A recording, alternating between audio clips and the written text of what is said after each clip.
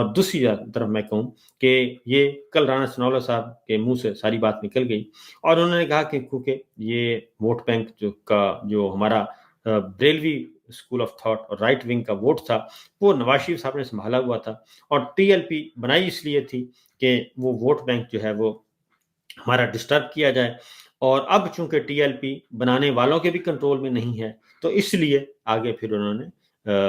جو ہے وہ سارا قصہ جو ہے وہ یہی بیان کر دیا۔ اور اس کے بعد آپ سمجھ جائیں کہ یہ جو کھیل پھر کل خواجہ آصف نے کہا مریم صاحبہ کو بڑی داد دی، انہوں نے کہا جی کہ ہارڈ اسٹیٹ جو ہے وہ مریم صاحبہ نے قدم رکھا ہے اور ہارڈ اسٹیٹ کا جو تصور پیش کیا اور اس پہ بڑی جمع مردی کے ساتھ انہوں نے کام کیا ہے، اسی مرید کے کی طرف اشارہ تھا۔ تو میں مریم صاحبہ کو کہوں گا کہ یہ خواجہ صاحب نے آپ کی تعریف نہیں کی بلکہ آپ کی بیڑی میں بڑے بڑے وٹے ڈالے ہیں اور انہوں نے بدلہ لیا ہے آپ کا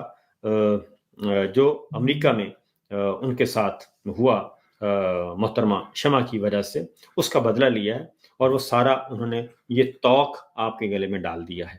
کہ جناب یہ سارا کچھ مرید کے میں جو کچھ ہوا یہ مریم صاحبہ نے بڑی ہمت اور طاقت کا مظاہرہ کیا اور آپ کو انہوں نے طاقت کا ایک سرچشمہ قرار دیا اور آپ کو انہوں نے بہت ہی ایک ڈریکونین شکل آپ کی پیش کر دی ہے آپ کے وزیر دفاع، آپ کے پرانے انکل نے، اور وہ آپ کی بھلائی نہیں کر رہے بلکہ وہ آپ کے جڑیں کاٹ رہے ہیں اور آپ کے انہوں نے بڑے اچھے طریقے سے آپ کی تعریف کر کے جڑیں کاٹی ہیں۔